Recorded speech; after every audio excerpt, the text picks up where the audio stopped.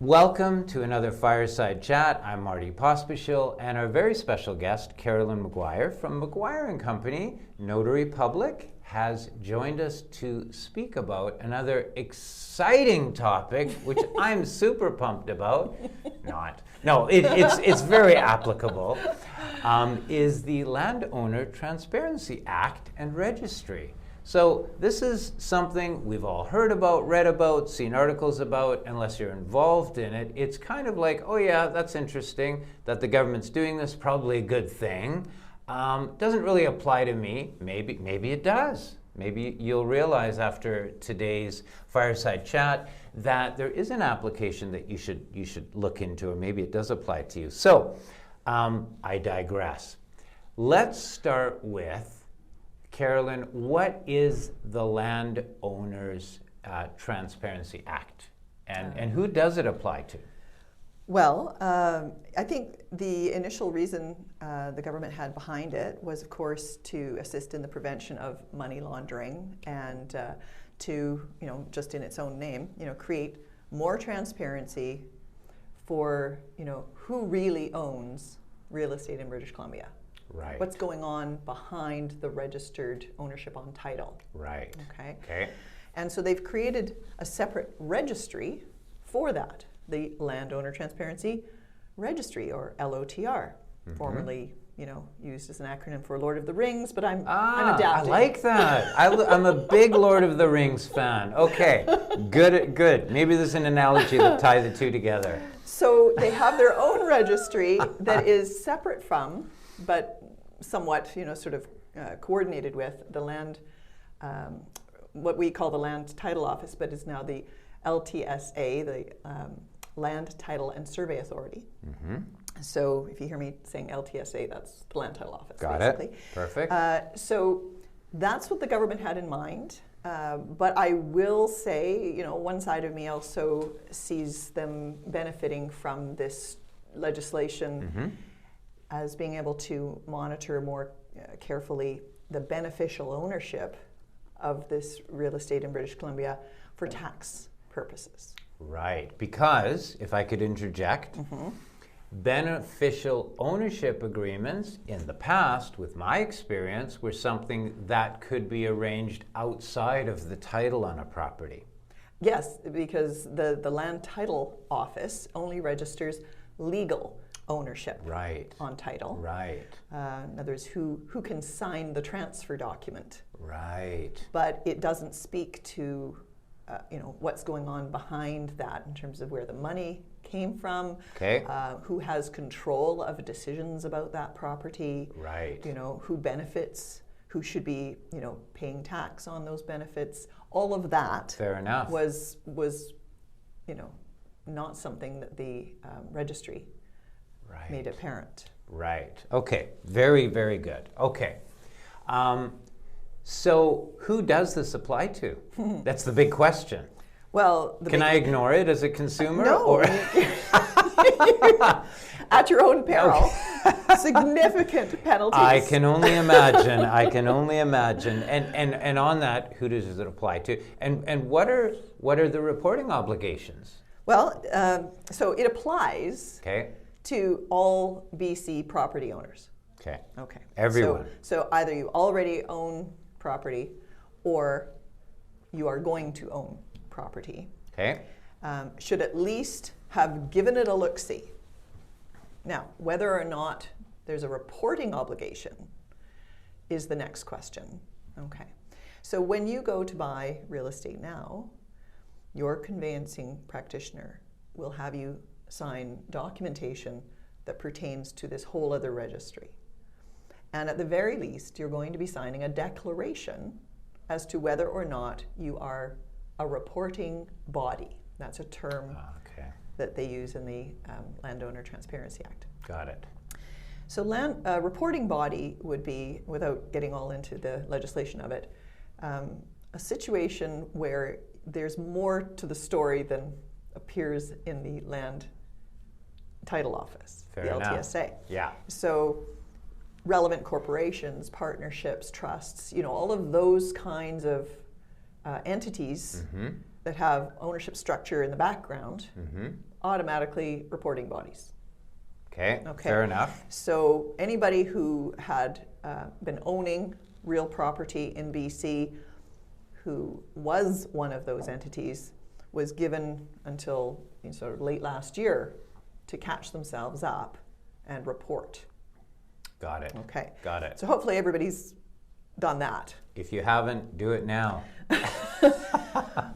But whether or not there was a trust involved is a little bit harder for some people to wrap their heads around. Right. Yeah. Right. Okay. All right. And are individuals ever reporting bodies? That would be my question, because the majority of our clients are individuals. That's exactly what I mean by it's a little bit more difficult to establish whether or not there's a trust. Right. So that is the perfect question. Okay. It's less obvious for individuals. Okay. So the kind of easy question to ask oneself is my beneficial ownership in this property an exact match to my legal ownership in this property? In most cases it is. In most cases it is. Right. In which case you can declare that you're not a reporting body. Fair enough.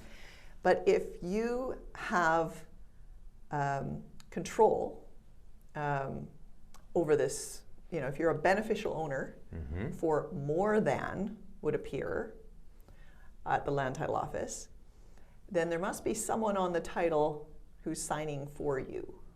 And that makes them a trustee, and there's a reporting obligation on a trustee. And even if that's by way of a bare trust, which is more common than you'd think, because they're fairly simple and accountants recommend them all the time, and it's one of these things where if your circumstances benefit from that, then that kind of documentation should be put in place. Okay. But it does create a reporting obligation. So there's nothing wrong with it. It's just an extra step that wasn't required before. They want to know. So if there's any kind of agreement in the background with respect to the ownership that's not on title, that's where this act comes into play. That's the idea. That's right. So fair enough. Yeah. It is new legislation. So there are very few experts out there. It's still something that hasn't really made everything clear to everyone yet. There just haven't been enough years under our belt to see actual examples, in the courts and things like that about how things are interpreted. Right. But the best we can do after reading the Act and understanding the expectations of the Registry are, as I say, summarized with, if there is beneficial ownership that is other than registered ownership, it's a red flag for a possible reporting obligation. Right. Yeah. Right. Can you give me an example of where a bare trust might be used? Yeah, absolutely. As a matter of fact, last time I was here, we talked about different kinds of ownership. And one of the examples we talked about then was, say, a parent wants to add their child to title as a joint tenant. Right. With the idea being that perhaps they would avoid probate and save some money there. And I would refer you back to that other discussion for more detail. That's our co-ownership Fireside Chat. But so without going into too much detail about that scenario, where that might come up as a reporting obligation is the child might not live in the property and doesn't want to have any beneficial ownership in the property because they want, their accountant has said, well, you don't want to be faced with a capital gain if the property is sold and or your parent dies or what have you. So let's make sure that it's documented very clearly that the beneficial ownership remains with your parent and that you're only on title for estate planning purposes only as a bare trustee and agent for the legal change of ownership by surviving joint tenant. Fair enough. Okay. Yeah. But the beneficial ownership and control never leaves the parent. That has to be documented in some form of, like declaration of bare trust and agency agreement or something like that. Right. that you get advice, to structure before you would make that kind of change to title. But that would create a reporting obligation. Right. Okay, so now the son is declaring that, yes, I'm a reporting body because I'm holding a half interest in this property for which I do not have a beneficial interest. Right. And in fact, prior to the Transparency Act, we've probably done many transactions where there were bare trusts in existence, and we may not have known about them. Oh, definitely not. Right? I mean, unless someone volunteers that information, there was nowhere for you to research that. Right. But there is now. There is now. There is now. They're getting deeper into our lives. They know all.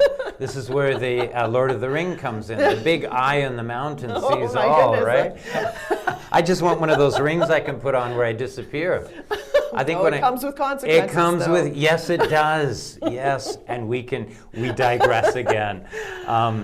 But that's quite interesting. That's very, very interesting. So there are, you made it very clear on some client situations where you might have agreements outside of the legal ownership that are now have become reporting bodies, and that's part of the process that you're going through in your conveyance stage, the final stage, conveying title, where you as a purchaser should be aware that this needs to be reported now. Yeah. And there's nothing wrong with that. Right. It's just, so it shouldn't come across as a scary situation. But right. But what's scary are the penalties for not reporting. Right.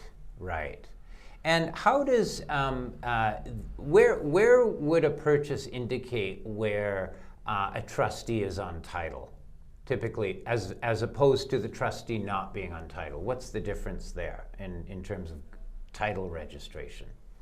Sorry, maybe I didn't quite understand what the question was there. Well, when we're preparing an offer for a buyer, yes, and there's a trustee involved, I guess the difference is if the trustee is a legal owner of the property, that's what I'm getting at, right, then the trustee signs the offer. Yes. Right? The Land Title Office doesn't want to see any other signatures. Right. If it's an unregistered trust and it's literally just someone on title who signs that transfer, that's the direct match that the Land Title Office is looking for. Fair enough. Yeah. So if I'm purchasing a property for my daughter, who's not age of majority yet, I could be the trustee, and she's the beneficial owner, but I'm signing the offer of purchase and sale, so I'm registered on title.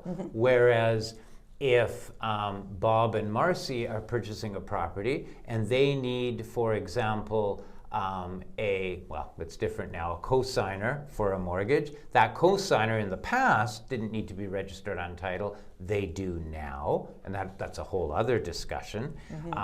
But if there is a side agreement for beneficial ownership, like the example you stated, very applicable, where a son or daughter, for example, is on title as a joint tenant only for estate planning purposes, like you mentioned, when the parent or parents pass, the ownership goes to the son or daughter, but they're not beneficial owners. That would be a separate agreement. That would be a beneficial a bare trust agreement. Now that needs to be registered. They're a reporting body. Correct? Well, as soon as the trustee is on title as a trustee, that's when the reporting obligation happens. Right. If they're already on title and have made that report, and then the parent passes, the beneficial ownership is probably passing to the child now. Right. So they become... At that point.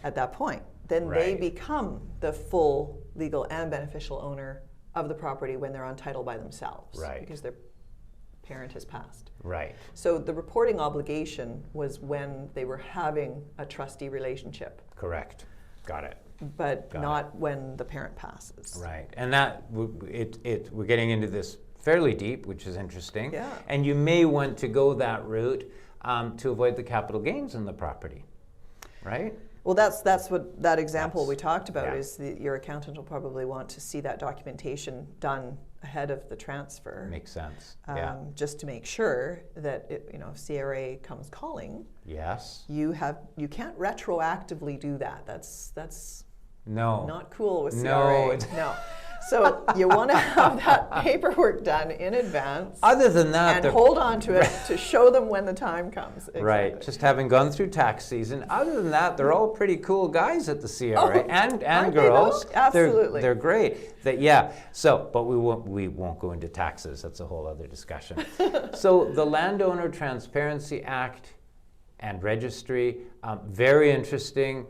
Relatively new for many people, and I think this discussion sort of sheds some light on whether or not it's something you, as a consumer and a property owner, should look into. And again, underlying theme for any of our fireside chats, talk to your professionals, speak with your accountant, speak with your lawyer, and get the proper advice before entering into contract of purchase and sale. And how does that pertain to the registration?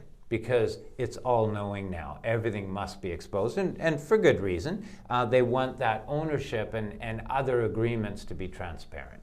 So, thus the name of the act. Thus the aptly named the Landowner Transparency Act. So, very interesting topic. Certainly one that doesn't apply to everyone, but more and more so, you're probably seeing it. It applies to, I would just sort of say, it applies to every landowner, any property owner in BC. Right. Right.